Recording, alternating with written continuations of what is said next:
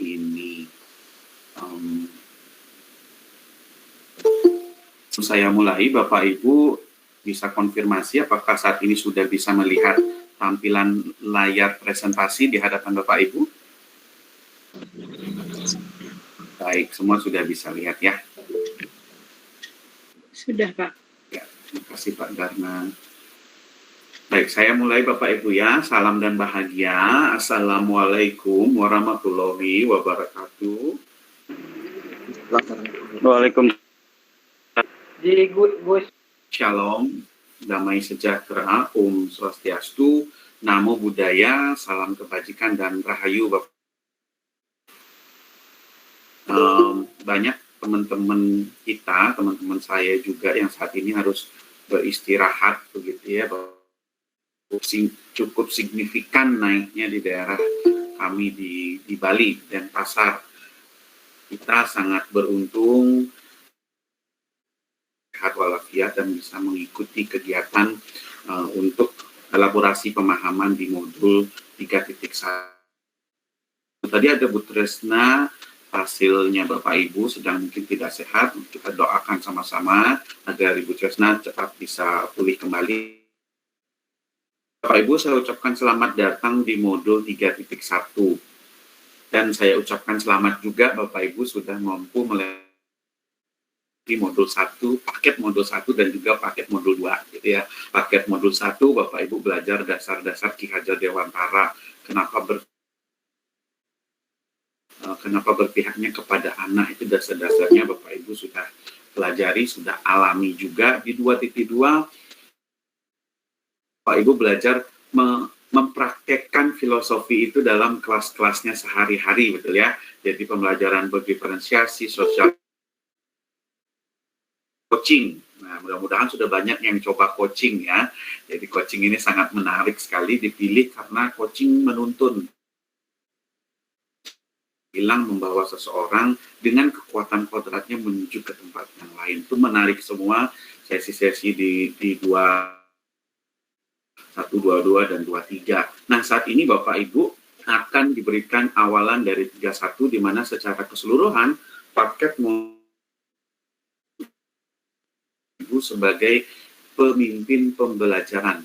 Jadi memampukan Bapak Ibu untuk menjadi pemimpin pembelajaran. Jadi diawali dengan pengambilan keputusan. Karena ketika kita menjadi pemimpin pembelajaran, ada banyak hal yang kita perlu putuskan dan tentunya ada banyak dilema dan drama di dalam proses-proses tersebut. Bapak Ibu sudah pelajari, sudah nonton sinetronnya yang cukup banyak ya. Saat ini kita coba di ruang elaborasi untuk saling berdiskusi gitu ya Bapak Ibu. Modul ini dan juga Ibu Dia atau kita sebut sebagai, biasanya kita panggil beliau Ibu Ita begitu.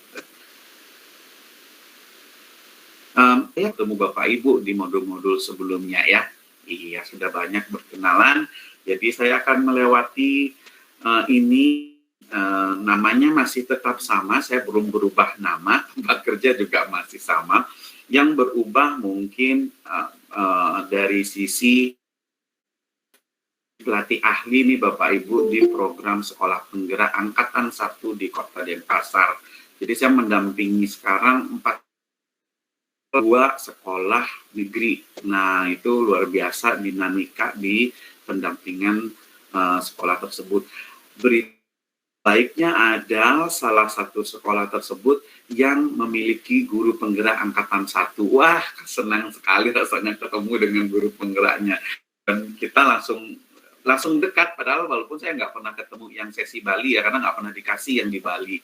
Jadi saya dikasih kemana-mana. Nah, ketemu langsung dengan beliau itu senang. Langsung ngobrolnya nyambung ya waktu ini gimana ya, waktu coaching seperti apa ya, pembelajaran diferensiasi, dan beliau merasa ada tambahan energi lagi karena saat ini sendiri Bapak Ibu. Dari 25 guru dia sendiri guru penggerak. Mungkin ada ya Bapak Ibu di sekolah juga seperti itu ya, mau menggerakkan tapi masih sendiri gitu. Nah, ketika datang pelatih ahli yang juga tahu tentang program guru penggerak, wah cerianya minta ampun dan kita langsung ngegas pada waktu itu.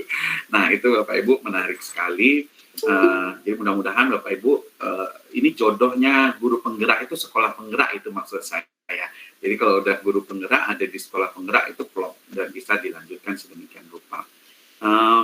Iya, kita masuk kepada komitmen belajar. Terima kasih ada Bu Siti yang menemani saya, Pak Zezal, Pak Taufik, Pak Agus, Bu Mila. Ini sudah menyalakan kamera. Jadi kita di luaran sama anak-anak ini lewat saya, sebelah saya ini ada jendela. Jadi anak-anak lorongnya sering lewat di sini. Ya kan, jadi senang nih dilihat ada wajah-wajah di laptop. Jadi saya masih bisa berbicara dengan Bapak Ibu. Kemudian ya, mikrofonnya semua sudah dimatikan. Nanti kita gunakan fitur raise hands jika ingin menyampaikan pendapat. Kemudian di ruang virtual kalau ada kendala, silakan Bapak Ibu usahakan untuk mungkin keluar dulu, nanti balik lagi ke sesi kita pada pagi hari ini, ke siang hari ini. Kemudian catatan Bapak Ibu, silakan disiapkan catatan di sebelah Bapak Ibu untuk memastikan hal-hal baru, apa yang Bapak Ibu mungkin akan catat, kemudian praktek-praktek apa yang Bapak Ibu akan lakukan setelah sesi kita pada hari ini. Kita manfaatkan waktu 90 menit ke depan untuk saling berbagi dengan mindfulness. Berarti Bapak Ibu udah belajar di dua-dua itu mindfulness ya. Walaupun saat ini badan Bapak Ibu ada di sini, pikiran bisa jadi kemana-mana, sehingga untuk mindfulness kita sama-sama mengembalikan lagi fokus kita, sehingga capaian khusus di modul 3.1 ini bisa kita capai sama-sama. Pada dasarnya modul ini dirancang khusus seperti yang saya sampaikan tadi, memampukan Bapak Ibu mengambil keputusan. 3.1 itu mengambil keputusan beretika. 2.2 mengambil keputusan bertanggung jawab, ya kan? Di 2.2 kita belajar mengambil keputusan dan kita harus bertanggung jawab. Nah, di 3.1 lebih kepada pengambilan keputusan yang beretika. Nah, ada beberapa hal yang akan kita pelajari, diantaranya 9 langkah pengambilan dan pengujian. Banyak banget Pak Cok, ya memang banyak. Tapi biasanya kalau udah terbiasa nanti langkah-langkahnya bisa cepat ya. Nanti ada pengujian juga, kemudian uji benar salah, ada uji 3 prinsip nanti pengambilan keputusan, ada trilema, kemudian mengambil keputusan yang beretika. Sedikit mungkin saya sampaikan inti koneksi antar materi Bapak Ibu. Kan kemarin sudah sempat belajar tentang coaching, ini juga salah satunya kemampuan mengajukan pertanyaan, memprediksi hasil, melihat berbagai opsi. Ini akan membantu Bapak Ibu ketika nanti masuk ke trilema biasanya ya. Masuk ke trilema itu pasti ada banyak hal yang perlu dipertimbangkan. Kemudian ada juga yang sadar diri, ya Bapak Ibu sadar diri bisa mengelola diri, sadar sosial bisa membangun relasi sosial dan bertanggung jawab di 2.2, tadi saya sudah sampaikan. Kemudian di mindfulness juga hal yang sama. Pada dasarnya Bapak Ibu dalam modul 3.1 ini yang kita akan berbicara, inti pemahamannya adalah tentang kompetensi bagaimana memimpin. Bapak Ibu CGP yang sudah punya sertifikat nanti boleh jadi kepala sekolah. Ya, dan sudah ada peraturan Permennya nomor 40 sudah dikeluarkan, Bapak Ibu sudah memiliki dasar hukum. Saat ini pun di Kota Denpasar ada banyak kepala sekolah yang pensiun, dan memang benar guru-guru yang sudah memiliki sertifikat sebagai guru penggerak ini memang menjadi salah satu sumber untuk calon kepala sekolah.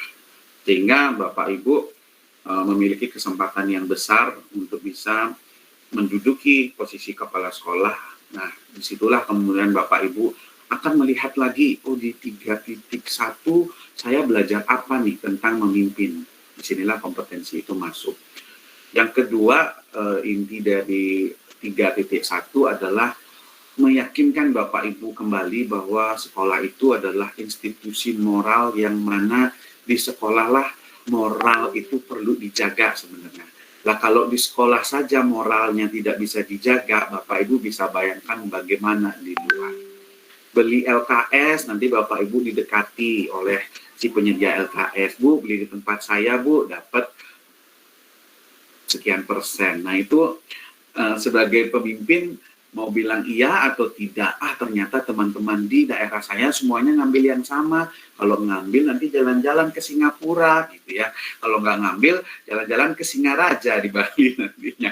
Nah, Bapak Ibu akan dihadapi dengan keputusan semacam itu, bahkan Bapak Ibu akan berada di tengah-tengah dilema antara individu sama kelompok, yang mana nih yang saya perlu lakukan. Nah, itu berat posisinya Bapak Ibu.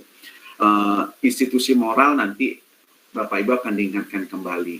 Saya ada di sekolah, ya, anak-anak perlu memiliki teladan atau contoh-contoh di sana. Kalau Bapak Ibu gurunya bilang jangan merokok gitu ya, nah Bapak Ibu gurunya juga harus betul-betul menjadi teladan untuk tidak merokok. Nah, itu adalah hal-hal sederhana tetapi menjadi teladan. Ada keteladanan di situ yang masuk, bahwa Bapak Ibu guru, kepala sekolah itu semuanya dilihat, dipantau oleh banyak pasang mata. Kalau Bapak Ibu melihat ada anak yang mencontek begitu contohnya, Bapak Ibu biarkan, sedangkan teman-teman lainnya dia tahu tentang anak tersebut mencontek, dia dapat nilai yang tinggi, Bapak Ibu biarkan saja. Nah, itu juga akan menimbulkan nanti budaya-budaya yang kurang baik di pimpinan Bapak Ibu. Nah, salah satu yang pegangan yang Bapak Ibu akan juga pegang kuat adalah bagaimana ketika mengambil keputusan Bapak Ibu berpegangan dengan kebajikan-kebajikan universal yang ada di dunia ini. Kemudian betul-betul merujuk kepentingan anak ini yang mana nih? Apakah saya ajak anak-anak tamasya ini karena saya bosan ke tempat yang biasanya, atau memang anak-anak butuh tamasya ke tempat ini gitu ya. Jadi kita berpikirnya lagi, oh ini untuk kepentingan siswa, dan kemudian ada tanggung jawab di sana. Tanggung jawab ini nih Bapak Ibu yang kita harus punya rasa berani dan juga percaya diri gitu ya. Karena pasti bisa jadi akan sendiri menjalani prosesnya tersebut. Bapak Ibu bayangkan aja di puncak gunung, nggak banyak ada orang di puncak gunung ya, satu orang bawah puncak gunung gitu ya, yang ramai itu ada. Nah, ketika Bapak Ibu ingin melakukan sesuatu sendiri, di sanalah kemudian perlu keberanian dan kepercayaan diri yang cukup untuk mengambil keputusan yang mungkin tidak terkenal, tidak populer begitu. Jika maka itu yang akan kita ambil. Di sini juga Bapak Ibu nanti sebagai kepala sekolah ke depannya atau sebagai pemimpin belajar memiliki visi, misi, dan juga budaya organisasi yang positif. Sehingga intinya adalah ketika kita ingin merubah kotak hitam, masih ingat ya Bapak Ibu kotak hitam? Ada di mana ya kotak hitam karakter ya? 1, 1, 1, 2, 3, ya ada di 1, 2, benar banget. 1, 2, nilai dan peran 1, 3 ya. Tadi Bu Mila bilangnya 1, 3. Di sana ada gunung es yang 1, 3. Kemarin saya baru ngisi 1, 3 untuk angkatan 4 rasanya. Atau angkatan 5 ya, sampai bingung saya. Sudah angkatan berapa sekarang? Ya, di 1, 3 itu ada yang gunung es, Bapak Ibu baru akan melihat, oh ternyata kotak hitam ini baru bisa berubah kalau ada keteladanan dan ada sistem.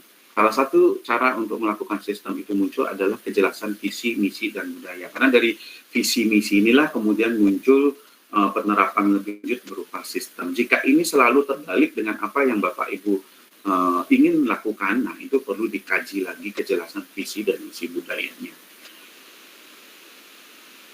Pak Menteri, Mas Nadiem sering sekali mengatakan ini, dan kita pakai quotation-nya, bahwa beban dan amanah sebagai pemimpin ada prioritas yang harus diberikan, tapi kita harus paham prioritas mana, yaitu prioritasnya adalah untuk kepentingan dari didik kita.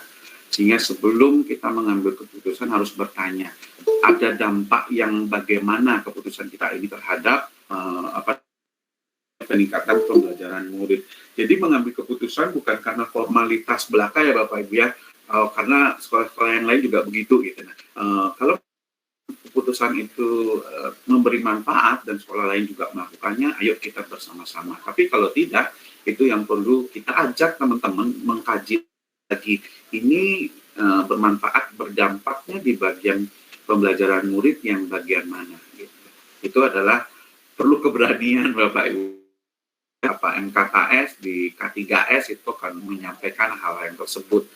Bagaimana cara menyampaikannya, Bapak Ibu sudah belajar jadi nggak langsung saya loh guru penggerak ini, gitu, nggak langsung begitu ya. Harus ada relasi yang dibangun, kata Bu Ica kan, untuk melakukan suatu perubahan, untuk melakukan suatu kontribusi. Relasinya dulu dibangun, komunikasi, baru kemudian bisa membangun kolaborasi dan kontribusi. Hal-hal itu dipegang terus ya Bapak Ibu, diingat terus ketika nanti Bapak Ibu mempraktekkannya. Yang ingin dicapai di 31 ini adalah menggambarkan bahwa pendidikan itu kan menghasilkan kecerdasan saja.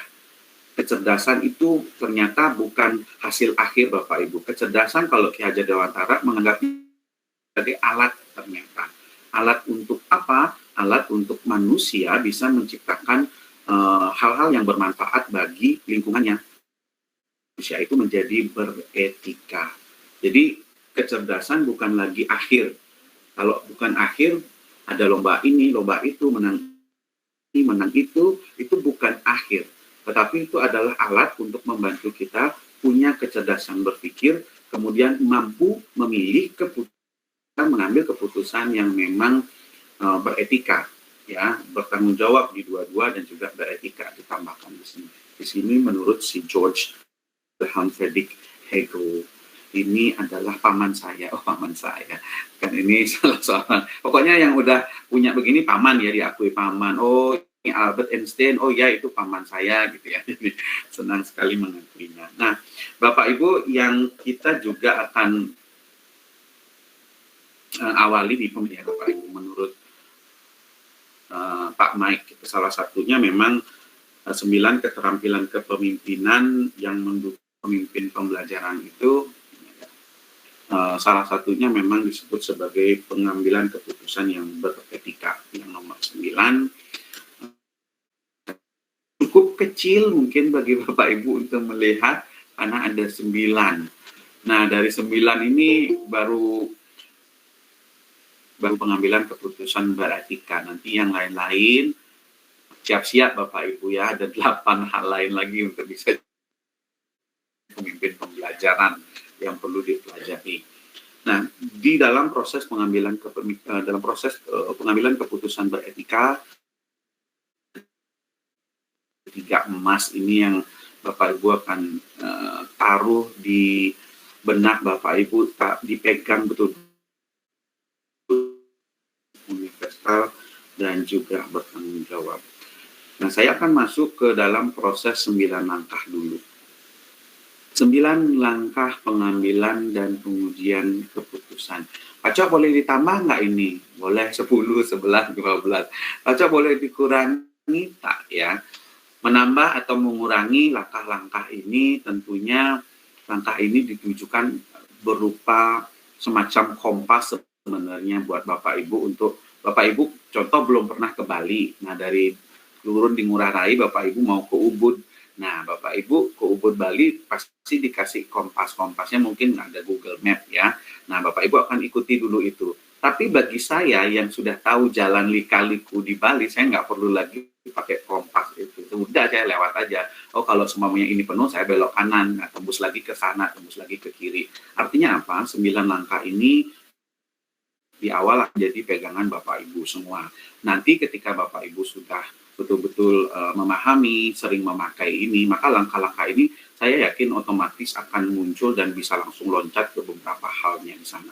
Nah, kita lihat di yang satu, kita akan menganalisis situasi kebajikan apa nih yang saling bertentangan, siapa yang terlibat di dalamnya. Jadi fakta-fakta yang relevan itu Bapak Ibu kumpulkan dulu.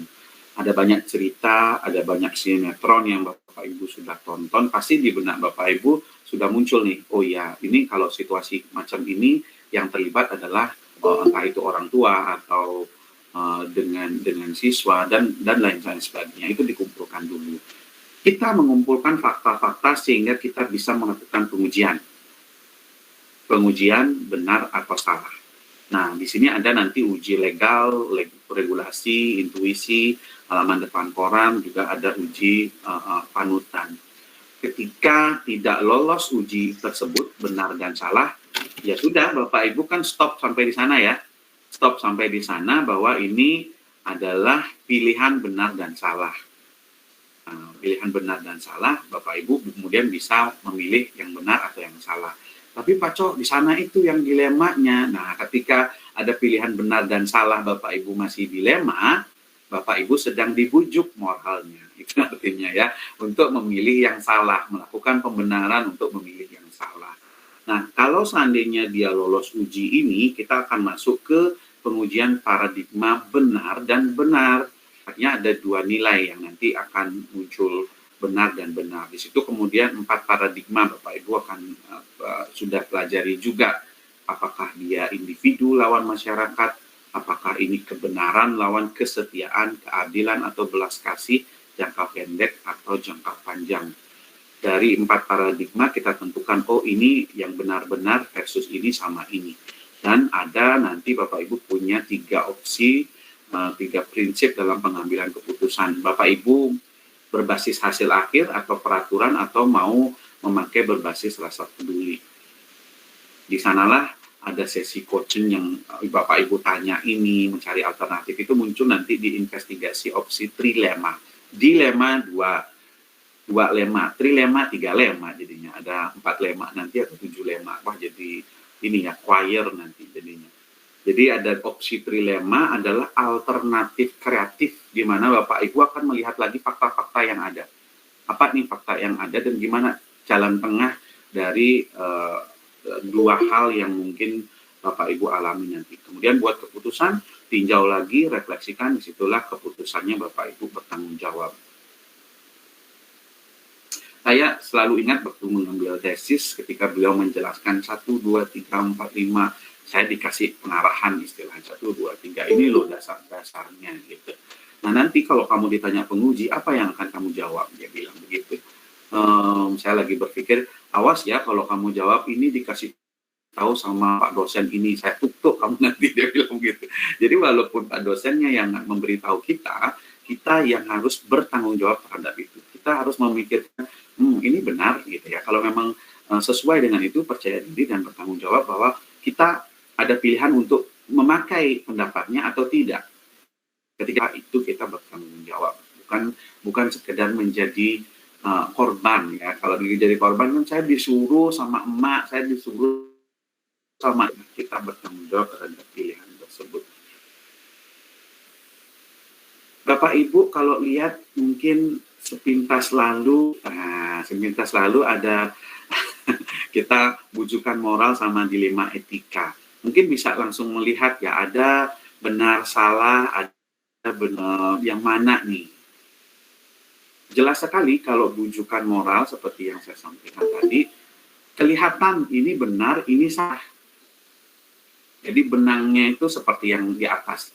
Ini benar, ini salah. Intuisi Bapak mengatakan demikian, peraturan juga mengatakan demikian ya. Kalau dilihat, oh ini benar salah.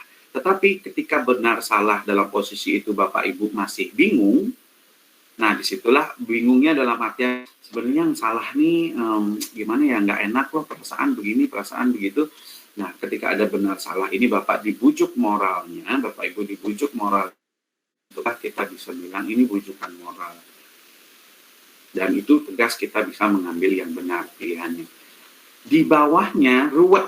Nah, Bapak Ibu udah lihat benangnya ruwet banget. Itulah gambaran dilema etika. Nggak bisa dijelaskan, yang ini benar sih Pak, ya soalnya begini loh Pak. Tapi ya kalau nggak diginikan ya juga benar juga. Gimana ya caranya? Nah, di situ kemudian ada dilema etika, di mana pilihan yang satu benar, pilihan yang lain juga mengandung kebenaran tersendiri. Jadi sama-sama benar.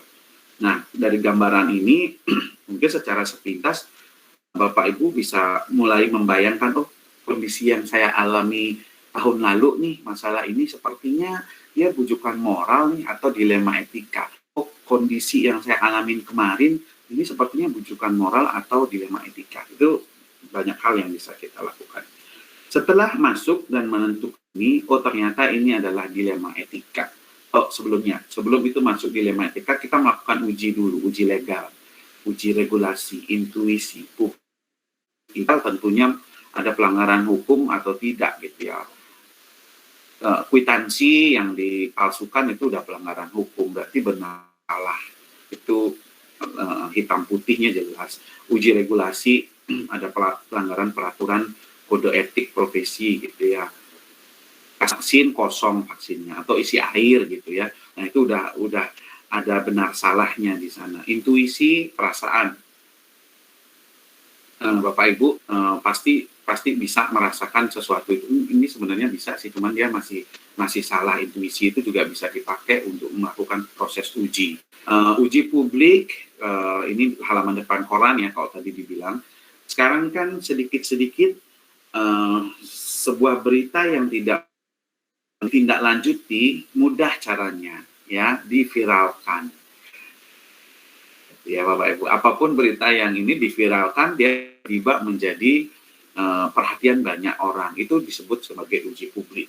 Apabila yang Bapak Ibu lakukan itu muncul viral nantinya, apa yang Bapak Ibu akan rasakan? Kalau Bapak Ibu merasa malu terhadap itu, berarti itu sudah melihat. Ya, contohnya yang tadi, menerima tips yang bukan seharusnya kita terima. Maka kalau itu nanti sebar, ada yang videokan atau tertangkap tangan, ya jelas saja kita pasti akan merasakan tidak nyaman terhadap kondisi tersebut. Nah, yang adalah uji idola. Kalau idola ini semacam saya mengidolakan Ki Hajar Dewantara. Terus ada anak-anak yang datang terlambat, saya suruh dia hormat bendera. Nah, Ki Hajar Dewantara bakalan nyuruh hormat bendera enggak ya gitu. Oh enggak sih, kayaknya berarti itu tidak saya lakukan. Itu Bapak Ibu. Jadi Bapak Ibu punya idolanya masing-masing, silakan nanti diuji. Nah, yang terjadi kemudian adalah jika situasi gagal melalui salah satu uji tersebut, lanjutkan ke langkah berikutnya karena kemungkinan besar situasi tersebut bujukan moral bukan dilema etika. Nah, yang bisa kita lihat lagi. Uji ini ada 1, 2, 3, 4, 5. Ketika Bapak Ibu nanti bisa langsung mengingat ini yang mana ya, di uji mana nih yang cocok atau yang tidak cocok. Nah, itu kemudian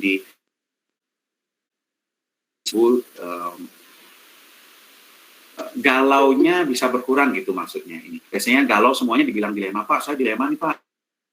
Tanda tangan nggak ya kwitansinya gitu. Soalnya kepala sekolahnya baik nih sama saya.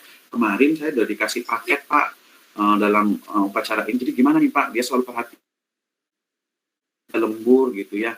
Ada bonus-bonus yang dikasih. Nah sekarang saya disuruh palsukan ini. Nah itu Bapak Ibu sudah langsung uji di sana. Ketika nanti ujian ini ternyata menghasilkan sebuah kondisi di mana ini masuk ke dilema masyarakat, keadilan kasihan, kebenaran kesetiaan, jangka pendek atau jangka panjang.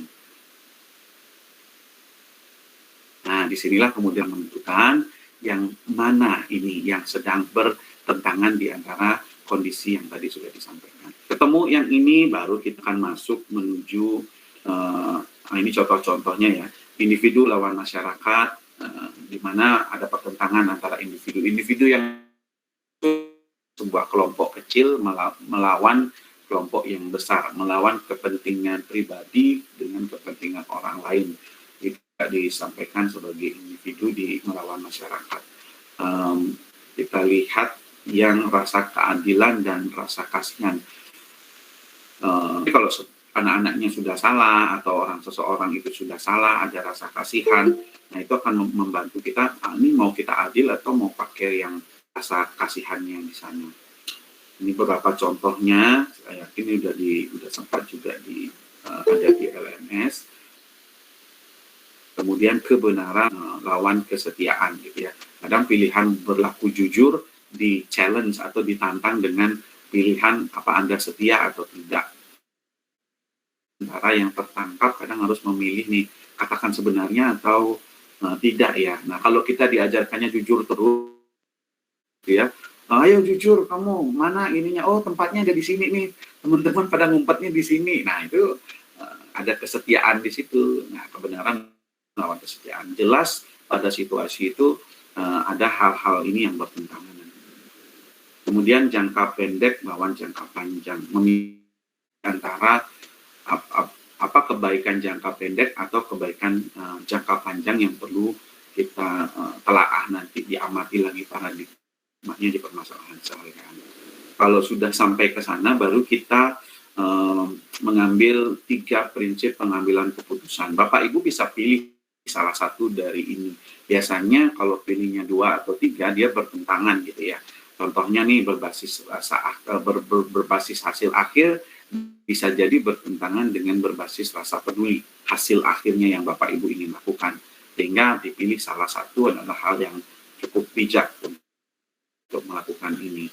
Berbasis hasil akhir, Bapak Ibu berpikir akhir dari kondisi ini apakah memberikan dampak yang baik atau tidak.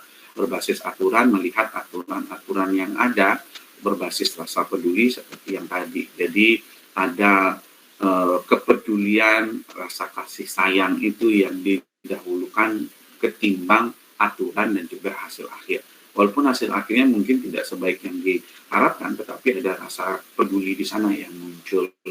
Di sini kemudian kalau kita bilang subjektif banget ya Pak Coy ya, ya ada subjektivitas yang cukup tinggi, tetapi kita sudah melakukan proses dari awal banget, kita sudah melakukan proses apa ya namanya, kalau kita bilang analisis yang cukup mendalam tentang fakta-fakta yang terjadi, baru kita masuk ke sini. Jangan sampai nih Bapak Ibu baru di awal sudah pakai ini gitu maksudnya. Jadi baru kondisinya masih awal-awal, belum ada uji ini, uji itu, Bapak Ibu langsung mengambil 3 prinsip pengambilan keputusan ini. Ini hanya diambil ketika memang prosesnya sudah berlangsung sedemikian panjang dan kita kemudian masuk di pilihan yang terakhir. Nah,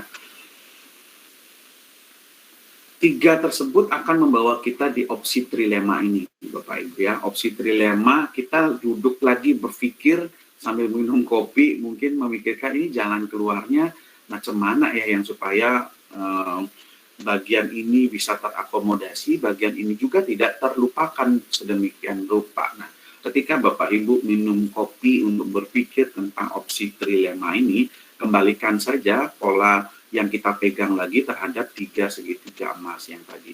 Seberapa ini keberpihakannya kepada anak, bagaimana kebajikan universalnya, dan juga bagaimana saya bisa bertanggung jawab terhadap pilihan-pilihan ini. Sehingga ketika nanti Bapak Ibu, pasti Bapak Ibu ada saja yang kritisi ya, seperti contoh yang kemarin, ada suami istri cuman punya 1 keledai, bukan kedelai.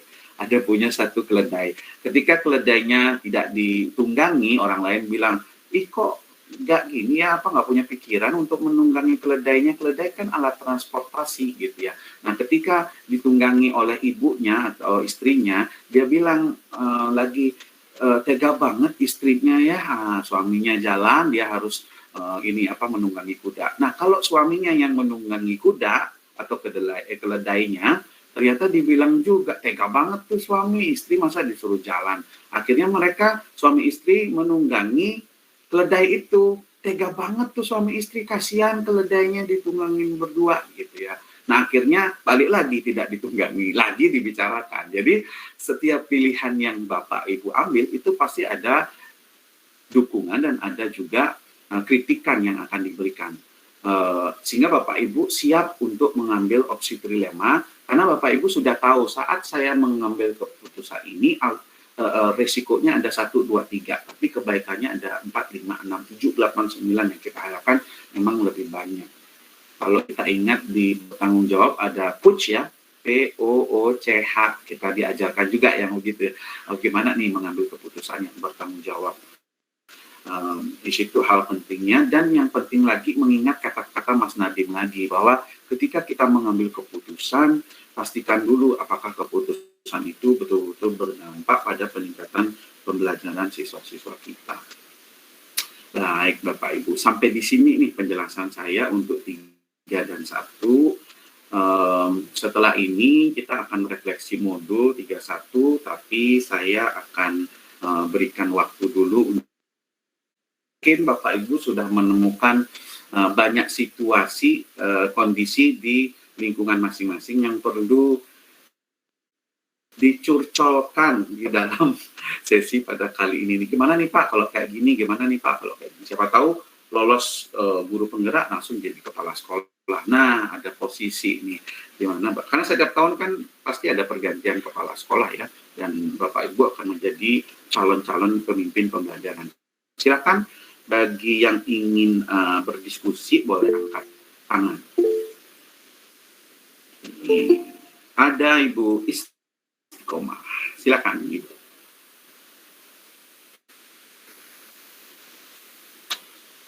Suaranya belum terdengar Ibu. Mohon maaf, lupa. Terima kasih Pak Cokro.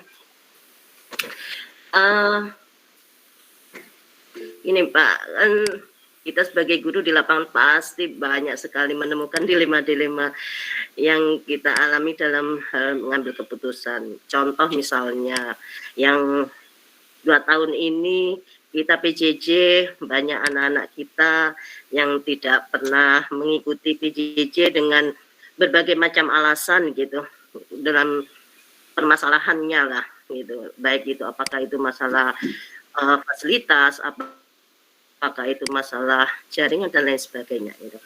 Kemudian karena kan 1 tahun kemarin full kita PJJ gitu, dan banyak kemudian kita dihadapkan pada penilaian. Kita memberikan nilai untuk anak kita.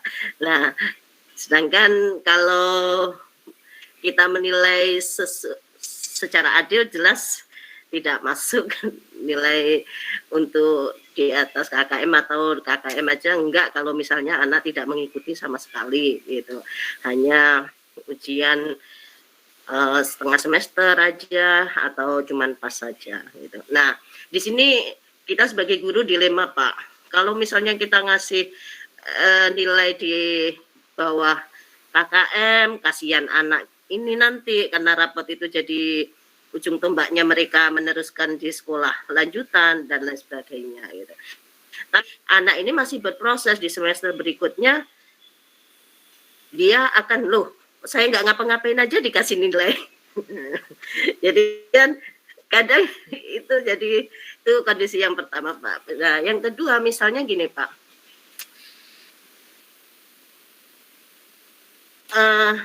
apakah saya masih bingung ketika kita dihadapkan dengan perbedaan pandangan. Misal, menurut saya benar, tetapi menurut teman saya itu tidak benar. Benar menurut teman saya. Nah, jadi di sini kadang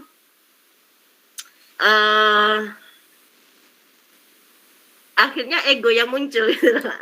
Jadi karena sama-sama merasa bahwa menurut saya benar, menurut teman sejawat juga benar itu. Padahal kita berbeda pandangan lah gitu. Nah, bagaimana cara menyikapi dilema yang seperti itu Pak? Karena terus terang hal ini banyak sering terjadi gesekan-gesekan, perselisihan kecil-kecil karena perbedaan pandangan gitu dalam satu hal gitu. Ketika kita berinteraksi di sekolah bersama teman-teman gitu. Ya, terima kasih Pak.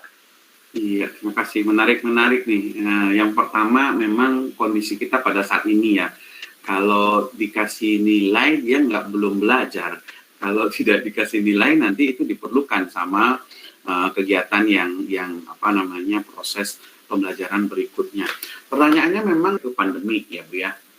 Jadi ada kondisi khusus di mana anak-anak mulai kehilangan cara belajar mereka yang dulu bisa tatap kemudian tanpa tatap muka.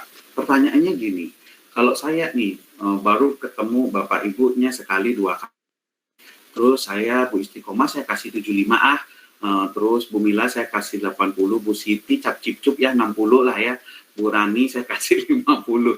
Nah, apa perasaan nanti Ibu Istiqomah dengan teman-teman ketika diberikan nilai dengan sebuah cara begitu ya, sebuah cara yang memang tidak bisa kita dalam kondisi yang seperti ini. Kita sebagai gurunya kalau bisa saya sarankan memang satu melihat dulu apa. Contoh nih Bu Istiqomah berapa punya siswanya? 40, 50 gitu ya. Berapa Bu siswanya Bu?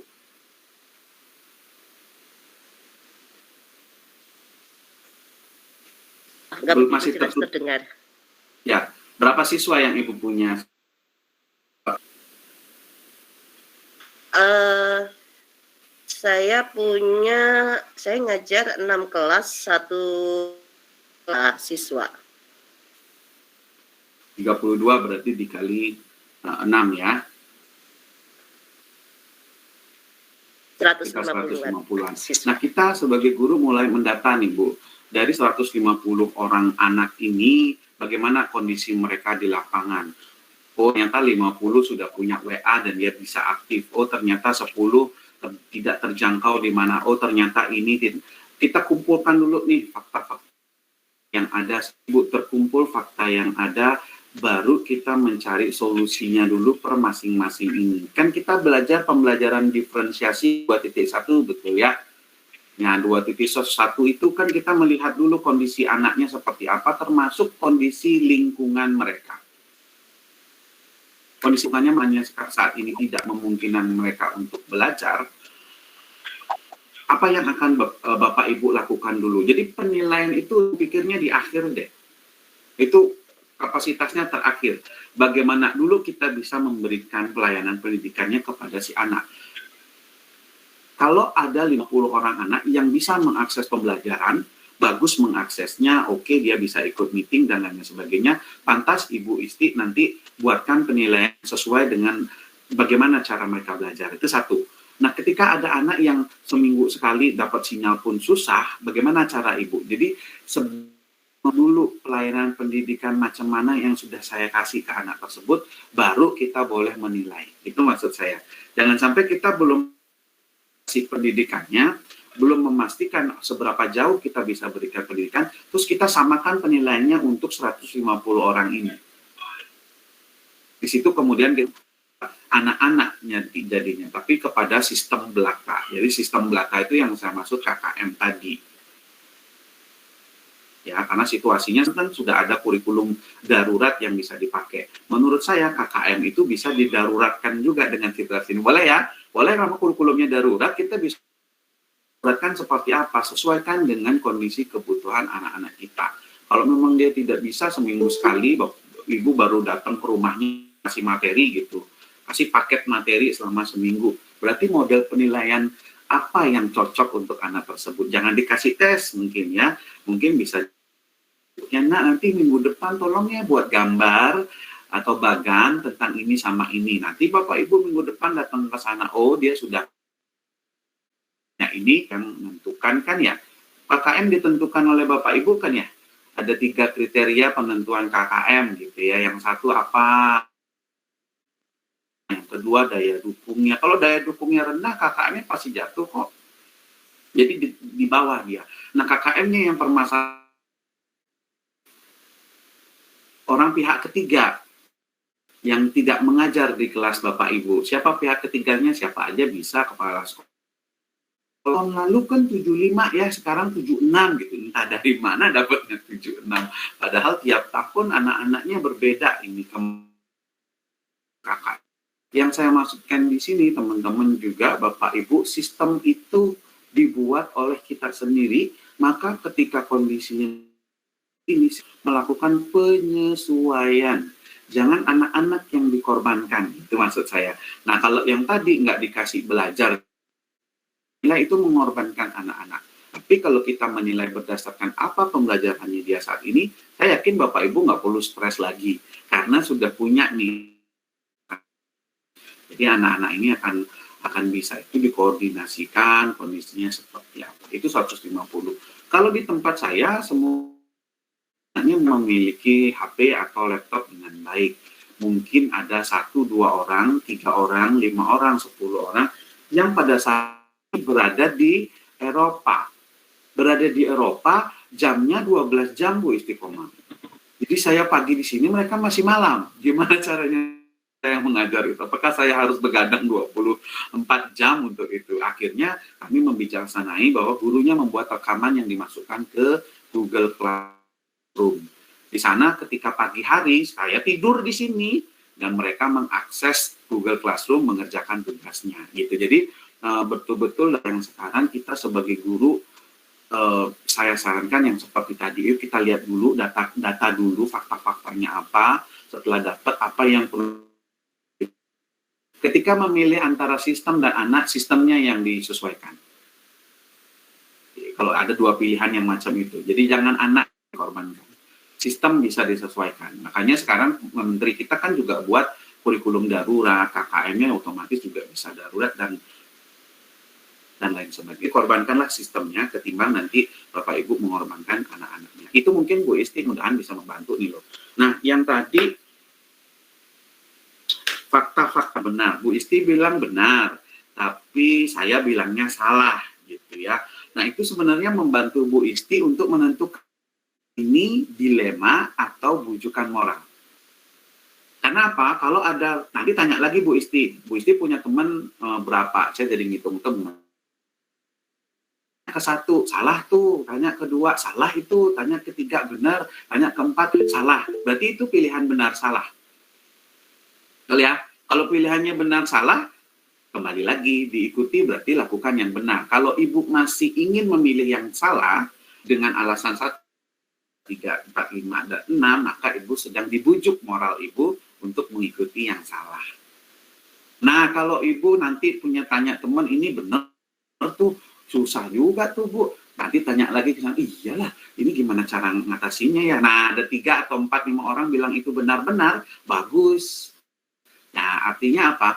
Perbedaan pandangan itu kita jadikan aset untuk kita, kebermanfaatannya, selain melihat dari kita, ternyata orang juga bisa melakukan itu. Ini kenapa dalam pengambilan keputusan seringkali dipakai ganjil jumlahnya. Ya, ganjil itu jumlahnya sedemikian. Kalau hakim contohnya, nggak mungkin ada hakimnya cuma 4 Bu. Bisa 2-2 nanti draw, pasti ada 3 atau ada 5. Tujuannya adalah untuk memastikan. Tetapi ketika ada orang lain yang bilang itu salah dan kita bilang benar, atau kita bilang salah, orang lain bilang benar, di sana kemudian radar kita sudah hati-hati. Kita ini bukan benar-benar nih, masih ada yang menganggap ini salah. Nah, di situ kita kaji lagi fakta-faktanya. Oh, bisa jadi memang ini adalah salah. Nah, kalau udah benar salah, balik lagi, nggak perlu lanjut ke proses berikutnya. Itu Bu Isti. Jadi bagus nih, malah kalau ini cari teman juga sebagai tukar pendapat, tapi jangan dikasih tahu duluan. Menurut saya ini salah, Ibu nggak usah bilang begitu. Jadi kita ada situasi nih kayak begini, boleh dong minta pandangannya. Nah, kita dengerin aja. Oh ya, dan jangan didebat juga. Itu harusnya salah. Nah, nggak perlu tahu begitu. Diterima aja pandangannya. Oh, makasih ya, itu sangat membantu saya. Nah, udah, nanti cari lagi ke yang lain. Oke ya Bu Isti ya. Oke, terima kasih.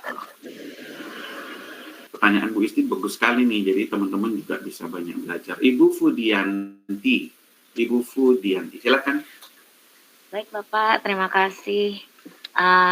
Satu dari 2 pertanyaan saya tadi sudah saya pahami dari jawaban Pak Cok dari pertanyaan yang disampaikan Bu Isti, alhamdulillah. Tapi ada satu hal Pak yang saya masih dilema atau bujukan nih? Yuk kita lihat ya, Bapak. Dilema atau bujukan nih? Ya. Apa nih kondisinya, Bu? Begini Pak, saya sebelum belajar materi ini, saya selalu berpendapat dalam diri saya gitu, dalam mengambil keputusan, sebaik apapun keputusan dari orang yang hebat sekalipun gitu ya, akan menjadi hanya hal yang biasa jika ditetapkan pada waktu yang terlambat. Gitu ya Pak ya, gitu. Itu bagi saya. Maka keputusan itu kan sebenarnya musuh terbesarnya adalah waktu ya Pak ya, gitu. Seberapa cepat dan tepat kita mengambil suatu keputusan, terutama terhadap peserta didik kita gitu. Sama seperti tadi kasusnya yang Bu Isti sampaikan kan, kalau kita terlalu lama dalam memutuskan kita maunya gimana nih gitu, pada akhirnya kan itu menjadi terlambat gitu. Jadi yang tadinya bagus keputusan kualitas itu menjadi ya hanya sebatas sebagai pemimpin pembelajaran, kita harus memutuskan sesuatu gitu. Nah, saya ingin mengetahui kalau dari Pak Cok sendiri menanggapi pernyataan saya tadi itu bagaimana ya Pak ya gitu. Artinya apakah kalau dalam keadaan seperti itu kita harus cepat gitu, padahal kita punya step-stepnya, prosesnya gitu ya gitu, atau bagaimana, karena nanti juga ujungnya akan tetap bermuaranya kepada murid jika tidak diberikan keputusan yang cepat. Murid juga PHP gitu kan, tapi kalau keputusan yang secepatnya bisa jadi ada hal yang subjektivitasnya terlalu tinggi gitu ya Pak ya gitu. Tadi seperti disampaikan Bu Isti, loh ternyata ketika konfirmasi kok teman saya tuh menganggap itu tidak sama ya dengan saya gitu. Nah itu kan jadi bingung juga ya Pak gitu. Itu saya ingin diskusi dengan Pak Cok gimana ya Pak Cok ya kalau untuk itu. Terima kasih Pak. Ya, nanti Bu Fudianti jadi pasukan khusus ya, karena cuma pasukan khusus yang dia cepat dan tepat begitu. Kan targetnya cepat dan tepat. Sebagai guru atau sebagai secara umum ya Bu Fudi, kalau saya melihat ada segitiga yang mungkin kita perlu pahami, yaitu waktu, kualitas, dan jumlah ya. Artinya gini, kalau ada orang yang bilang, ayo dong cepat buatnya gitu ya, waktunya dipersingkat, biasanya kualitasnya menurun, betul ya? Karena dia buatnya banyak dalam waktu yang singkat. Tetapi kalau kemudian dia ingin kualitas, nah benda-benda yang dibuat dengan berkualitas tinggi biasanya memakan waktu yang lama. Sehingga secara alami, Bu Fudianti, ketika kita ingin sesuatu itu cepat dilakukan, kualitasnya pasti akan menurun. Sedangkan ketika kita melakukannya ingin kualitas yang baik, maka kompensasinya akan ada waktu yang tinggi yang perlu dicapai. Pertanyaannya sekarang, situasi urgensinya seperti apa? Contohnya ada anak jatuh dari lantai 1 ke debu. Nah, ini urgensinya gimana? Bu Fudianti nggak bisa, oke, fakta-fakta yang ada gimana nih? Nggak bisa, kita uji dulu, ini legal, anaknya udah gitu ya. Jadi pada saat yang di sana, ambil keputusan yang cepat, walaupun dia kurang tepat, ambil keputusan cepat yang memang bisa menyelamatkan anak. Ini kan gambaran umumnya seperti yang tadi. Nah, urgensi ini yang nanti akan menentukan situasinya di lapangan. Tapi Bu Fudianti tidak perlu merasa kecil hati karena secara alami memang seperti itu. Keputusan yang cepat dan memang kalau dia dibutuhkan pada waktu kondisi yang tadi, walaupun kurang tepat, ambil dulu. Kalau memang urgensinya diperlukan, ambil dulu. Nah, nanti ketika sudah biasa saja, pasti Bu Fudi akan diberikan komentar, harusnya kemarin itu nggak kayak gitu. Iya, kalau saya waktu itu sekarang kan kondisinya lagi tenang-tenang, bolehlah kita berpikir panjang. Pada waktu itu kita harus mengambil keputusan berapa? 1-2 detik ya, 10 detik mungkin harus cepat mengambil keputusan. Nah, kalau masalah cepat dan tepat ini tergantung lagi pengalaman Bapak Ibu sekalian. Gitu. Jadi kalau yang baru 1 tahun jadi pemimpin pembelajaran akan membutuhkan waktu lebih lama dalam proses pengambilan keputusan karena belum terbiasa. Kalau yang sudah 5-10 tahun, intuisinya lebih berjalan gitu ya Bu Fudianti. Nanti akan develop itu, intuisi itu akan muncul dan mungkin dia sudah pernah menemukan permasalahan yang sama atau serupa sehingga kecepatan pengambilan keputusannya nanti Bu Fudi akan lihat ibu ini cepat banget ngambil keputusan, sangat tepat lagi berpengaruh. Nah, bagi kita yang belum berpengalaman kan begitu, kita akan memerlukan waktu yang lebih banyak. Ketika saya mungkin sudah berpengalaman umpamanya 10 tahun di bidang kepemimpinan, saya bisa mengambil keputusan dalam waktu 3 jam sudah ada keputusan. Sedangkan Bu Fudianti juga harus takes you jika itu harus mengambil waktu ibu selama 12 jam untuk menganalisis fakta-fakta dan lain-lain sebagainya, bertanya ke orang lain atau bertanya dulu ke sini, maka lakukan itu maksud saya. Jadi tidak bisa menyamakan keputusan yang saya bisa ambil dalam waktu 3 jam, tapi saya sudah belajar 10 tahun, sedangkan ini tahun pertama Bu Fudi menjadi kepala sekolah gitu. Jadi dikali aja 10 tuh bisa 2 hari, 3 hari baru ibu akan mengambil. Cepat, lihat aja keputusan saya. Pak Cok, keputusannya itu dia udah 10 tahun jadi pemimpin, bisa jadi itu keputusan yang tepat. Kecepatan ibu untuk belajar itu juga bisa. Ini kan bagaimana kita melihat seorang pemimpin, track recordnya memang dia selalu mengambil keputusan yang tepat. Nah, ibu ikuti track record tersebut, analisisnya belakangan boleh, ya kan? Karena ibu percaya orang ini kalau diikuti biasanya dia keputusannya bagus jitu karena udah pengalaman yang cukup. Nah, ibu ikuti, tapi jangan dilepas begitu saja karena lama-lama ibu akan terus ngikutin. Nanti kalau dia nggak ada masalah yang sama, ibu akan bingung, aduh gimana?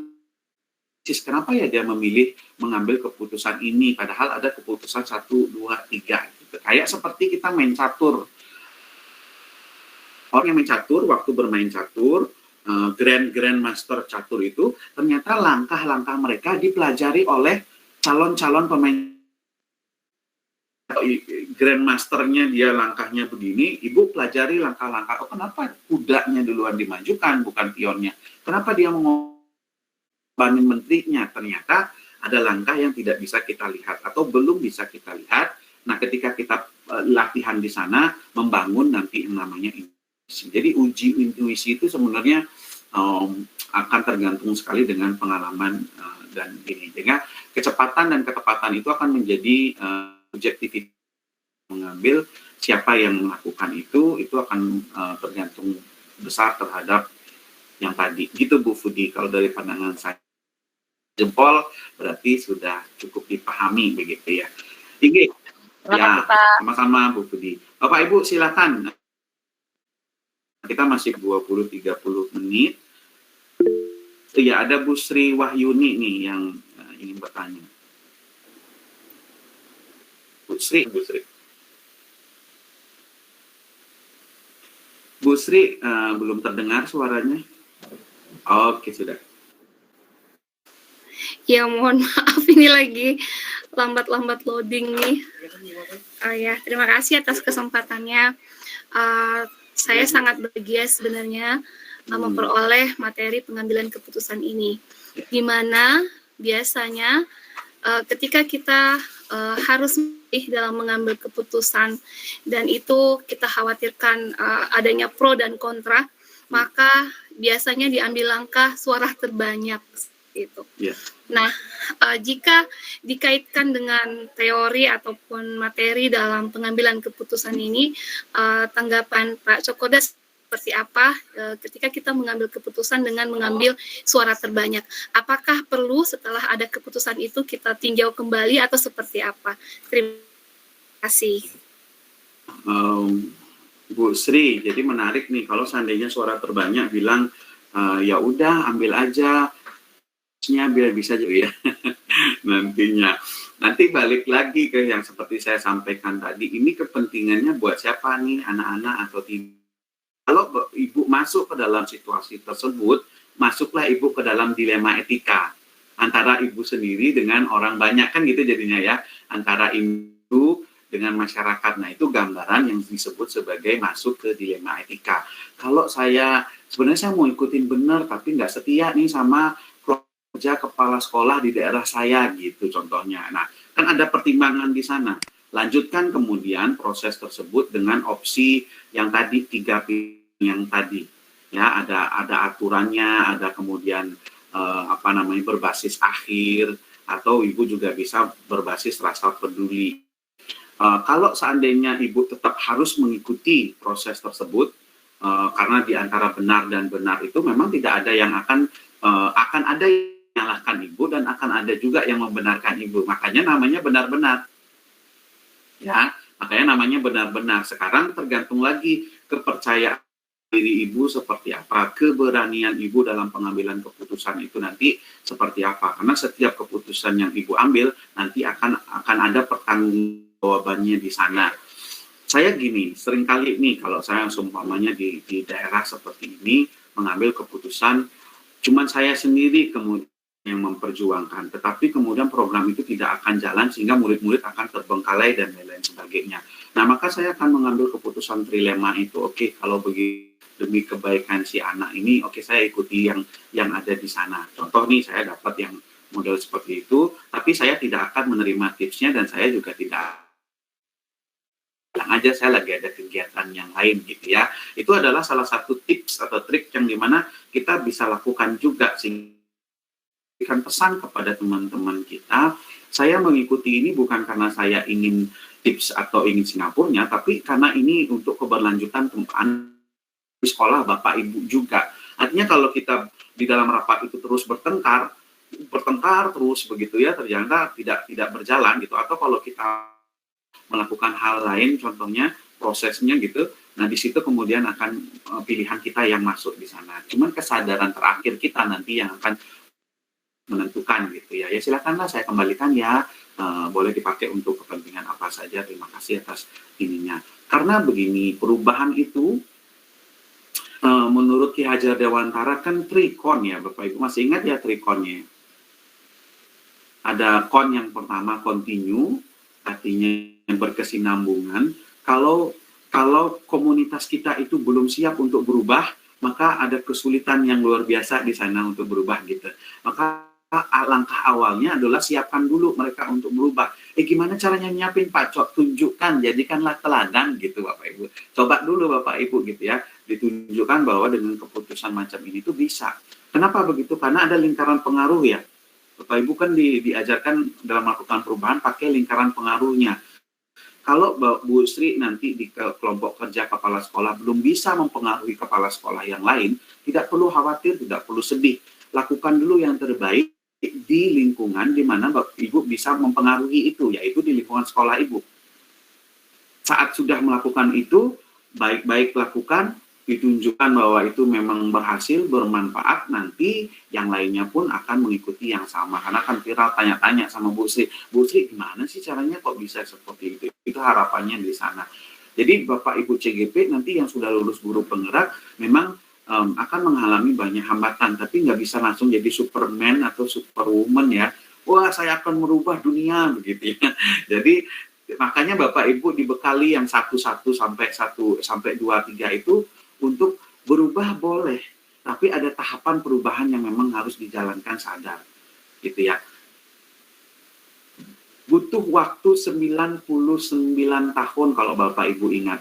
Ki Hajar Dewantara buat sekolah taman siswa tanggal berapa, bulan apa kalau menurut Ibu ada yang tahu? Taman siswa pertama kali didirikan kapan? Bu Sri atau Bu Rani, ada yang tahu? Mau ngetik juga boleh.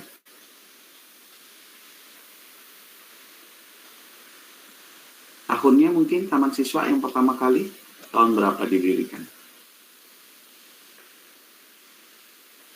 1902. Tahun ini 2022. Kurang lebih ada berapa puluh tahun tuh ya. Nah, ada berapa puluh tahun nih? Bu Nur Himah kayaknya matematika nih, udah ngitung. 120 tahun ya. Hampir 120. 120 tahunan. Butuh 120 tahun untuk salam dan bahagia Bapak Ibu kenal ya. Jadi di satu-satu kan dijelaskan apa makna salam dan bahagia, betul ya. Jadi perubahan memang sangat lama, ada prosesnya dilakukan. Tapi cikal bakal Bapak Ibu sebagai sekolah penggerak pada saat atau guru penggerak pada saat ini diharapkan nanti mampu menggerakkan itu. Jadi pelan-pelan dulu. Nah, yang pasti ingat tadi gas sama remnya dipakai. Jadi kapan waktunya ngegas, di mana itu Bapak Ibu perhatikan. Nah, oh ini waktunya ngerem dulu, nggak apa-apa. Oh istirahat dulu, nggak apa-apa. Jalan lagi. Tapi dipegang pembelajaran yang Bapak Ibu udah pakai dari 1 sampai nanti 3.3 itu betul-betul. Oh ya 1922 berani mohon maaf. 1922 berarti 100 tahun ya. Itu bulannya Juli tanggal 3 pertama kali diresmikannya. Berarti 3 Juli nanti itu udah 100 tahun. Jadi butuh 100 tahun yang tadi. Makasih Bu Rani. Itu ya Bu Sri, kondisi dan situasinya nanti betul-betul sesuai dengan situasi yang ada di lapangan dan pegang tadi lingkaran pengaruhnya dipegang, itu masih bisa dipakai, sangat relevan. Oke, kita pindah ke Ibu Darna. Ibu Darna. Oke, siap. Terima kasih Pak. Pada modul ini sangat banyak pelajaran, apalagi 9 langkah pengambilan keputusan sangat berharga bagi kami. Insya Allah calon-calon pemimpin, insya Allah semuanya nanti lulus semua. Amin. Saya mau tanya gini Pak, apabila ada sebuah kasus dan menurut pandangan kita bahwa di satu kasus itu ada 2 paradigma yang cenderung kayaknya 50-50 sama-sama besar. Bagaimana kita supaya mendapatkan satu yang condong aja atau kita menerapkan 9 langkah pada semua paradigma yang menurut kita sama-sama besar, cenderung besar ke situ Pak, atau kita nanya ke seseorang yang kita panuti untuk membantu kita memilih salah satu paradigma mana yang sebenarnya yang tepat. Umpama ketika seorang guru sakit, ada yang menurut pandangan saya bahwa bisa individu lawan masyarakat paradigmanya, bisa juga rasa keadilan dan rasa kasihan. Cara memecahkan masalah ketika kita menghadapi satu kasus, kita cenderung melihat ada 2 paradigma, itu aja Pak. Terima kasih. Oke. Ibu Darna, paradigma itu di langkah keberapa ya? Dari 9 langkah. Pertama ada ya, langkah Pak. keberapa ya? Menentukan paradigma. Yang mana nih, Bu? Menentukan paradigma. Bu Hartati yang mana, Bu Hartati? Langkah kelima, Pak. Langkah kelima. Oke. Bu Darna, Ya. langkah kelima ya? Iya. Kelima. Jadi 9 langkah, yang langkah pertama itu belum masuk ke paradigma.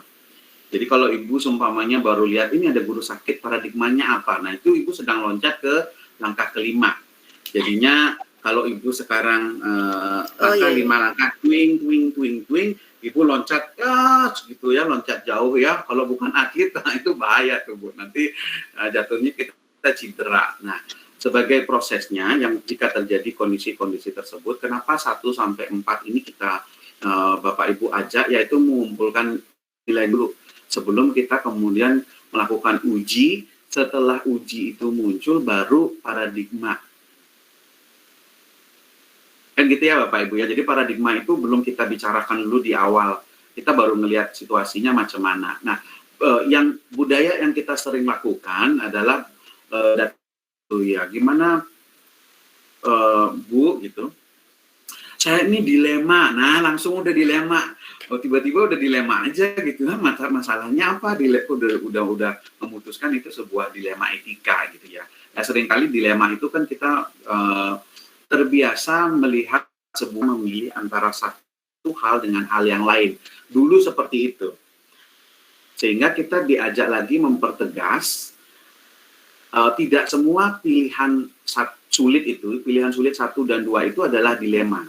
Karena seringkali pilihan yang kita bilang dilema itu hanyalah bujukan moral gitu. Seringkali dan banyak kali kalau Bapak Ibu lihat, coba diingat-ingat kembali ketika ada situasi umpamanya apa ya, ada yang kemarin rehan atau siswi yang kemudian dia sedang hamil ketika dia berada di kelas 3, itu adalah situasi di mana memerlukan fakta-faktanya dulu dikumpulkan. Setelah nilai-nilai apa yang muncul di sana dilakukan uji dulu, baru ketemu nanti masuk ke paradigma mana. Jadi kita tidak meloncat dari situasi langsung ke paradigma. Itu akan membuat kita cedera dalam berpikirnya. Jadi konteks berpikirnya nanti cedera. Apalagi kalau melihat situasi langsung pakai trilema. Opsi trilemanya apa gitu, tanpa memikirkan fakta-fakta yang ada seperti apa. Nah, untuk menghindari itu kita akan membiasakan nanti ketika menjabarkan sebuah situasi, kita tidak memberikan judgement kita dulu di awal. Tetapi kita menjabarkan saja situasinya macam mana. Oh, situasinya begini, dan begini. Itu adalah situasi. Ada situasi. Jadi datang entah ke kepala sekolah atau Bapak Ibu ceritanya dicurcolin sama temennya atau koleganya, Bu, saya lagi dilema gini. Nah, kata dilemanya Ibu bisa ambil supaya nanti tidak keliru. Ibu, oh berarti situasinya gitu ya. Situasinya begini ya. Ya, situasi. Ayo kita apa ini dilema atau ini bujukan moral. Nah, itu kemudian diajak. Sebagian besar kasus adalah bujukan moral. Sebagian besar loh ya. Jadi seharusnya itu membantu Bapak Ibu untuk menjadi pemimpin yang hemat waktu. Hemat waktu adalah artian apa ya? Udah tahu nih bujukan moral, hemat waktu langsung mengambil keputusannya apa. Jadi tidak dalam drama. Karena tadi Bu Budi bilang kecepatan pengambilan keputusan ya, dan ketepatan itu diperlukan. Nah, yang drama, mana yang kemudian nyata, di situ kemudian Bapak Ibu akan bergulat dengan hal-hal tersebut. Jadi nggak bisa tidur nanti, berat badannya turun nanti karena berpikir terus gitu ya. Kalau saya kan berat badannya bagus, ideal begitu ya, karena sudah belajar terus. Jadi tingkat keputusan yang tersulit pun kita terbiasa untuk oke, ini bukan dilema, ini adalah bujukan moral. Jadi cepat, dan dia keputusannya diharapkan juga makin lama tepat. Itu Bu Darna. Siap, mudah-mudahan bisa membantu. Tadi ada Ibu, siapa ya yang angkat tangannya? Turun tangan tadi. Oke, ada lagi bagikan nih di modul kita yang 3.1.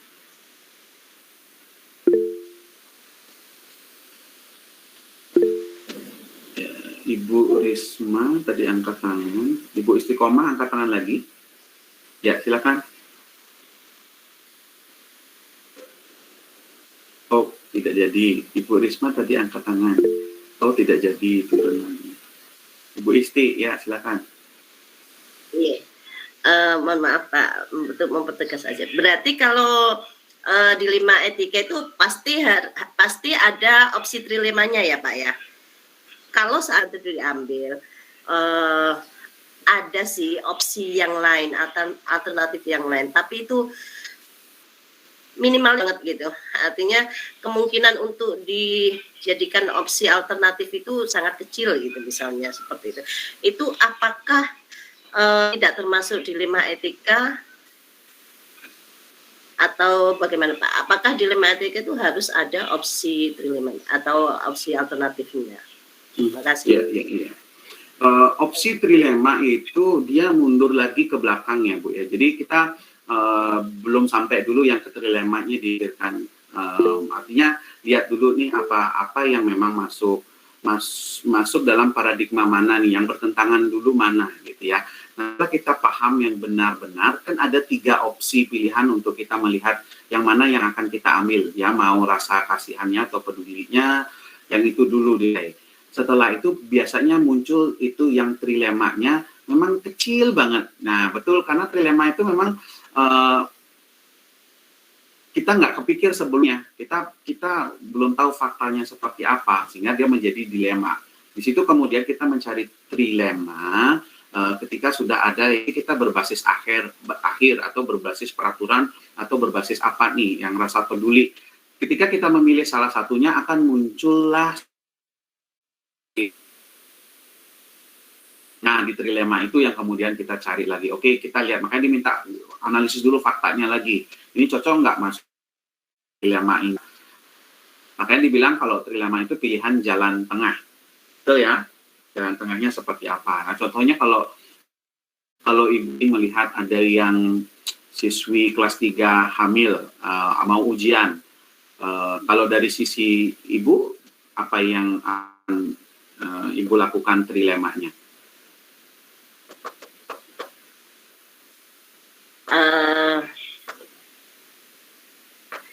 Tetap sempat bisa menyelesaikan studinya Pak.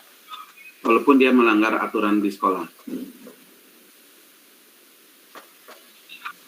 Iya, tapi mungkin pastinya ada perbedaan antara kan alternatif lah Pak. Alternatif kan untuk dia bisa menyelesaikan, tapi tidak di apa ya?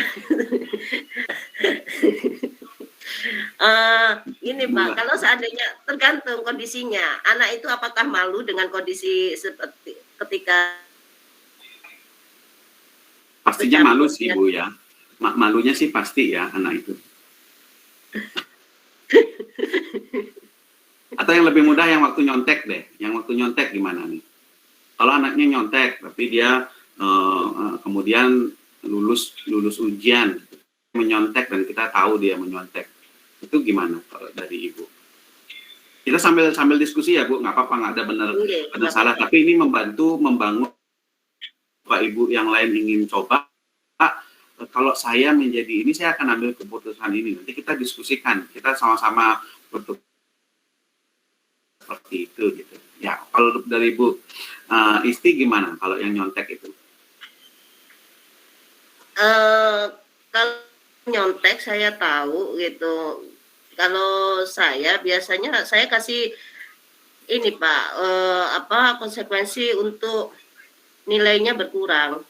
Jadi tetap dia dapat nilai, tapi nilai kejujurannya itu tetap utama. Karena sebelumnya saya menekankan ke anak-anak, kalian lebih mendapatkan nilai yang berkah istilahnya. Dengan kejujuran kalian itu ibu yang ibu hargai prosesnya.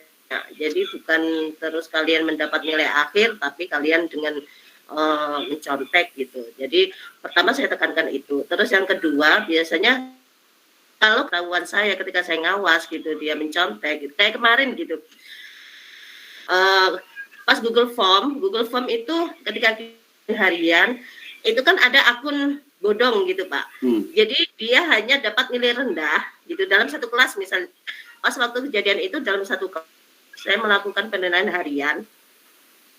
Kemudian ada akun lainnya itu nilainya cuma 20 dapatnya. Kemudian akun yang nama anak tersebut itu banyak, ada beberapa anak yang dapat 100. Ini saya cuma karena anak ini secara kognitif, dan ini saya sudah beberapa sudah 1 semester mengetahui dan tahu ini. Oh berarti ini anak ini. Akhirnya ulun tanya nih, saya tanyakan, akhirnya mengaku. Kemudian saya telepon karena waktu itu belum PTM gitu, saya telepon dan anak itu mengakui konsekuensi nilainya tidak akan 100 gitu. Nilainya pasti di bawah pas KKM 76 gitu. Saya turunkan gitu. Jadi 76 ya pas di KKM ya.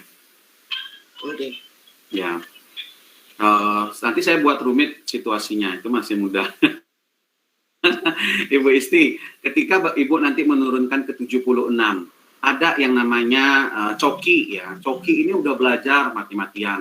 Dia jujur, dia lakukan semuanya. Tapi waktu ulangan dia hanya mendapatkan nilai 65, di mana KKM-nya 76. Nah, apa yang si Coki ini rasakan? Ya ampun, Tuhan, saya sudah belajar dapat 65, lebih baik nyontek dikit dapat 76 gitu ya. Lebih baik diketahui nyontek jadinya. Nah, akan ada muncul budaya yang seperti itu. Lah lebih baik kita nyontek daripada kita ini. So, dapatnya juga 76 kan begitu ya. Walaupun nggak ini pura-puranya sudah dapat 80 nanti dapat 76 itu sangat lumayan. Yang lebih rumit lagi begini. Kalau dia ketahuan nih dari ujiannya tersebut dia dapat nilai 80 atau 90, 80 dia bilang. Ternyata dia lolos masuk universitas negeri, di mana nilai minimal untuk mata pelajaran itu harusnya 75. Anak ini nyontek, dia dapat nilai 85 dan dapat nilai 80 dan ketahuan oleh Ibu Isti. Ya kan? Kalau dia diberitahu kamu ketahuan nyontek, dia kehilangan kesempatan masuk ke universitas itu. Tapi kalau dibiarkan, nah itu gimana tuh? Itu situasinya macam itu. Apa Ibu akan memberikan dia konsekuensi? Jadi dia dengan artinya dia tidak akan lolos, artinya dia tidak bisa mengambil universitas tersebut, atau Ibu akan ya udah deh kasihan nih, mumpung dia dapat ini. Nah, apa nih kalau Ibu jadi kepala sekolahnya macam mana yang akan Ibu pilih? Ya, karena ini anak ini punya masa depan yang masih jauh, Pak, gitu. Saya akan berbicara face to face lah sama anak ini. Apa kesalahan dia? Dia harus menyadari kesalahannya, gitu. Bahwa apa yang dia lakukan itu salah, gitu. Meskipun hanya untuk tujuan akhir, gitu. Nah, tapi saya juga tidak akan menghambat untuk masa depan dia yang masih sangat-sangat jauh, gitu. Jadi generasi muda yang bisa lebih baik lah gitu kalau kesalahan. Jadi kita tidak bisa memvonis sekali ini kamu salah, kamu harus terima akibatnya dan hancur masa depan. Nggak bisa seperti itu kan. Jadi Ibu Isti terus karena ibunya baik, jadi itu maafkan, tapi ya. anak itu menyadari kesalahannya. Ya, berarti saya sadar nih. Oke, saya sadar deh Bu Isti, maaf ya. Kemudian saya masuk universitas semester 1 karena kemarin, oh ya kayaknya saya lolos dengan proses ini. Saya coba dah contek lagi dikit atau copy paste tesis orang. Nanti pasti saya dikasihani oleh guru saya. Loloslah dia menjadi seorang dokter. Kemudian ketika dia praktek dokter, oke, saya akan melakukan pembedahan. Kemarin lupa ya rumusnya macam mana, ya udah bedah-bedah aja deh. Tertinggallah sebuah alat di dalam tubuh seseorang tersebut. Jadi ceritanya bisa jadi yang seperti itu. Ketika dia lolos, ibu nanti akan menyebabkan dia memiliki budaya bahwa oke, mencontek itu boleh gitu ya. Tapi kalau nggak dilolosin, nanti gimana ya? Belum lagi ada anak temennya dia yang tahu nih, yang dia udah kerja keras belajar, ternyata dan dia tahu sih yang bersangkutan itu nyontek dapat nilai 80, akhirnya lolos mendapat universitas, sedangkan yang belajar mati-matian ternyata nilainya 70 dan dia tidak lolos universitas. Apa yang dirasakan oleh anak yang berjuang secara jujur tersebut ketika dia tahu temannya yang nyontek dibebaskan oleh Ibu Isti untuk dia bisa mencapai fakultas atau universitas yang baik itu. Nah, makin rumit kan, Bu? Rumitnya ini gini loh Bapak Ibu, ketika kita ada pilihan benar salah, kita terbujuk untuk melakukan salahnya, maka akan ada lebih banyak lagi korban berikutnya.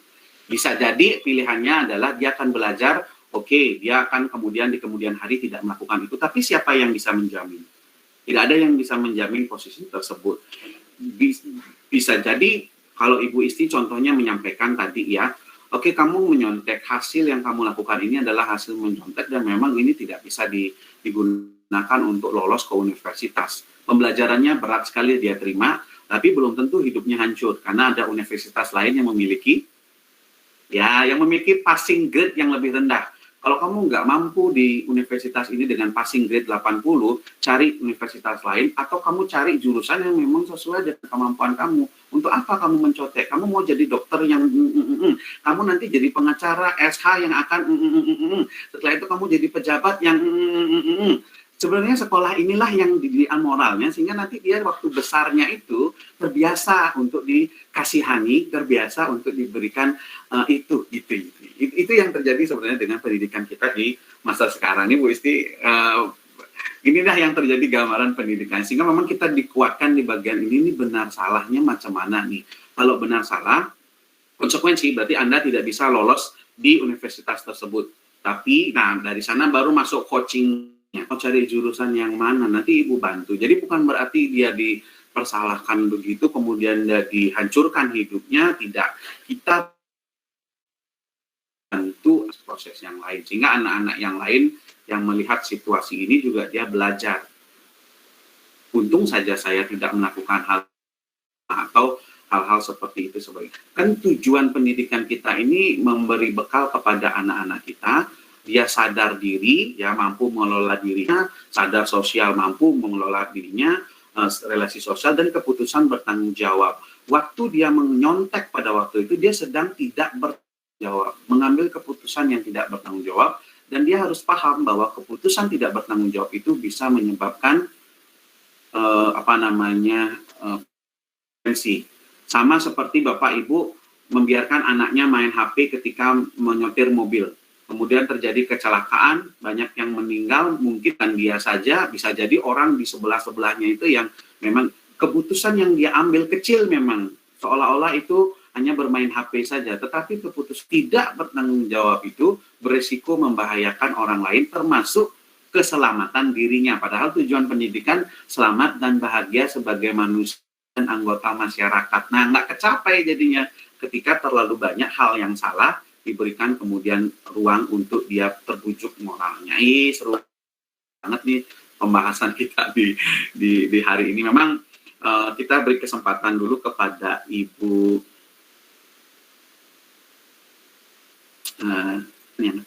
Ibu Adnyani. Silakan Bu Adnyani. Izin Bapak Ibu minta waktu sebentar lagi, kita 22.30, tapi tadi kita mundur Memulainya 235 deh ya. Silakan buatnya nih. Om Swastiastu. Oh, Swastiastu.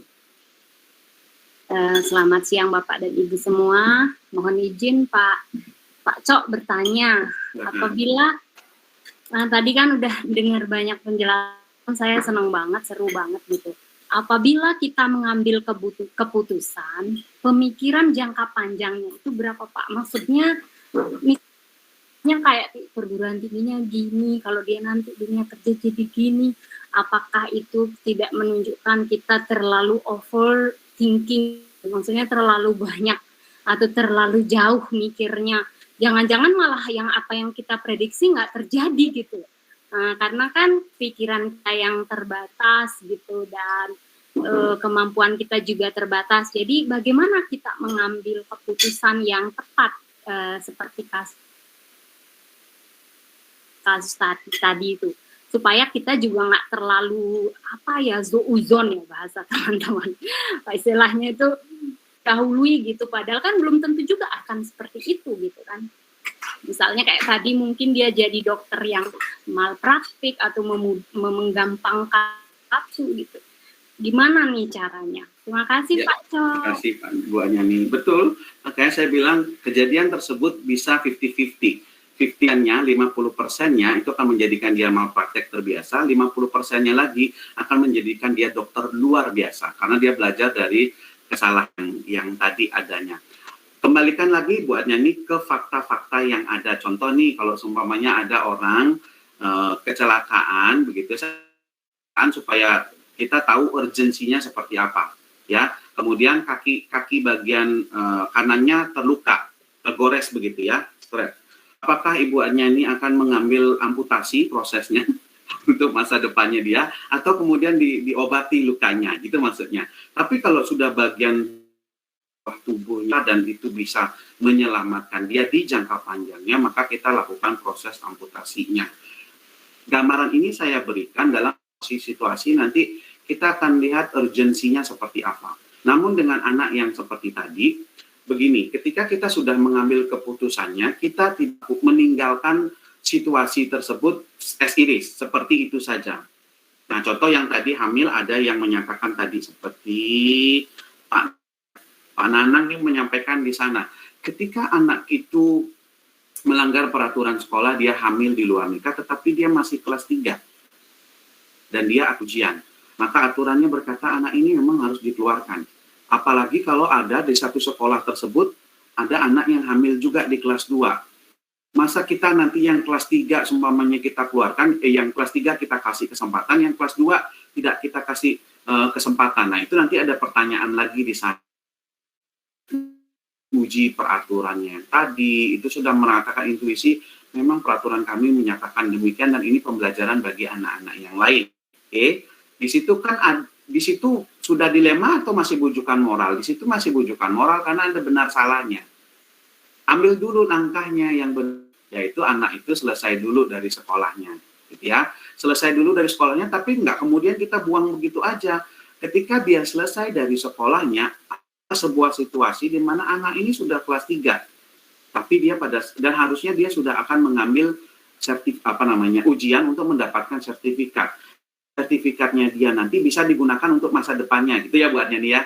Nanti kalau nggak dapat sertifikat, gimana nih? Padahal dia udah belajar 3 tahun, cuman dia terpeleset di tahun ketiga.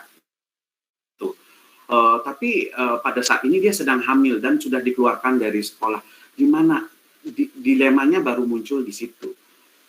Ketika muncul itu, kemudian kita analisis faktanya, pakai 3 yang tadi, karena ada rasa kepeduliannya Ibu, kemudian ada mungkin ada regulasi sana, Ibu nanti mengambil opsi trilema, yaitu memasukkan anak ini ujian di paket C. Nah, itu tadi Pak Nanang sama Pak Nanang ya yang menyampaikan, anak ini masih C, dan dia mendapatkan ijazah SMA-nya.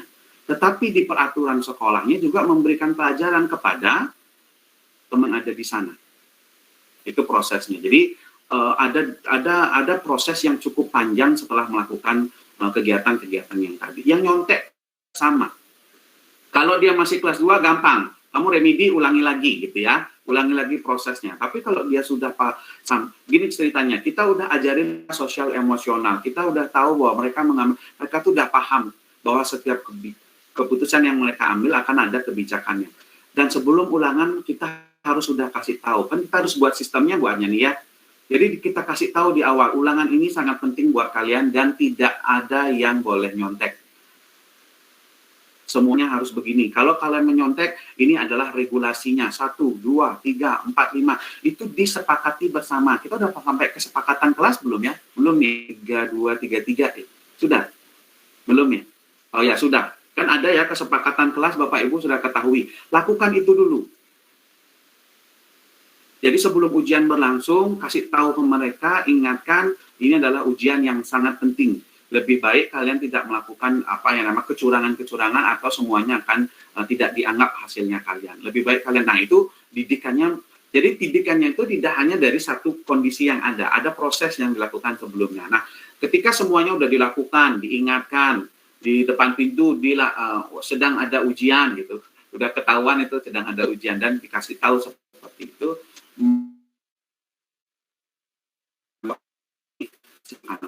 nah itu proses-proses yang memang kita membangun budaya namanya Bapak Ibu. Membangun budaya itu seperti yang tadi, sistem kalau bilang seberapa jauh nih ada urgensi di sana, apa yang terjadi sama anak kita. Sehingga kita harapannya ke depannya ketika dia kalau memang dia tidak mampu menjadi seorang dokter, jadilah profesional lain. Jadi jangan pakai cara-cara yang nggak bagus menjadi dokter. Menjadi lawyer, menjadi pengacara juga demikian. Kalau dia nanti menjadi guru dari hasil mencontek atau dari hasil curang, maka dia akan menjadi guru-guru yang curang nantinya. Itu maksud saya. Kalau dia dalam proses ini yang kita sebenarnya yang Ibu kasih seumpama hukuman tersebut atau kita bilang konsekuensi karena bukan pakai hukuman, kita bilang konsekuensi itu memberikan kesempatan bagi dia bertanggung jawab. Ketika kita bekerja, kita sering buat putusan-putusan yang keliru dan kita harus bertanggung jawab terhadap itu, benar ya? Ya, kita juga begitu, sering mengambil keputusan yang bertanggung jawab. Itu mengajarkan kita sebenarnya buat proses yang semacam itu. Menyontek, menyalahi aturan, tidak adil. Ya, betul. Kalau ya poin faktanya, prediksinya 50-50 supaya ya itu saat Ibu melakukan proses itulah penggalian faktanya. Kalau dia begini bisa jadi dia akan kapok gitu maksudnya kan, kapok dan dia nanti akan melakukan, tapi bisa jadi dia malah menganggap ini sebagai berarti ada 50-50 nih. Gimana supaya pesannya mencontek itu betul-betul adalah hal yang memang tidak baik. Dia dapat dulu ganjaran dari konsekuensi dari dia melakukan itu gitu ya. Kalau mamanya tadi konsekuensinya juga dipikirkan seperti kondisi yang tadi. Kalau diturunkan sampai dengan KKM, bagaimana dengan anak-anak yang lain gitu ya. Yang mungkin konsekuensi lainnya adalah melakukan ujian ulang. Yang mungkin diberikan kesempatan artinya, oke baik, saya akan berikan kamu kesempatan, tapi kita akan melakukan ujian ulang. Bapak sendiri yang akan membicarakan nanti dengan otoritas tertentu. Saya tanyakan ini. Untuk kamu bisa mengambil ujian ulang sekali lagi. Nah, itu salah satu konsepnya. Oke. Mudah-mudahan bisa membantu. Pak Nanang, terima kasih. Tadi masukannya juga sudah. Ibu Darna juga sudah menyampaikan. Bapak Ibu, waktu kita 239 dan sudah tidak ada yang angkat tangan lagi. Saatnya kita mengakhiri sesi kali ini. Saya akan titip refleksi Padlet. Kalau sudah di paket 3 sudah terbiasa refleksi ya. Kayaknya tiap apa-apa selalu refleksi.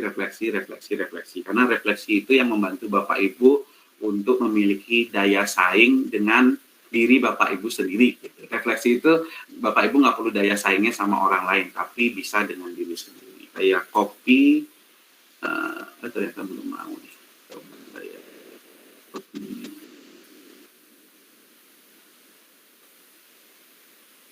Sudah saya kirim di kolom chat, jadi silakan Bapak Ibu nanti mengisi. Boleh saya minta waktu untuk foto bersama Bapak Ibu?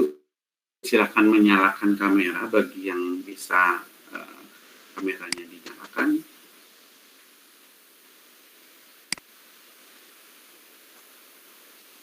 Baik. Iya, saya akan foto sampai hitungan oh ya, 100 ya, Bu Yuning ya. Bu Yuning yang itu sampai 100. 1, 2, 3. Baik, satu kali lagi di layar berikutnya. 1, 2, 3. Ya, terima kasih Bapak Ibu. Semoga sehat selalu dan nanti selamat menjadi pemimpin pembelajaran. Terima kasih. Sampai jumpa.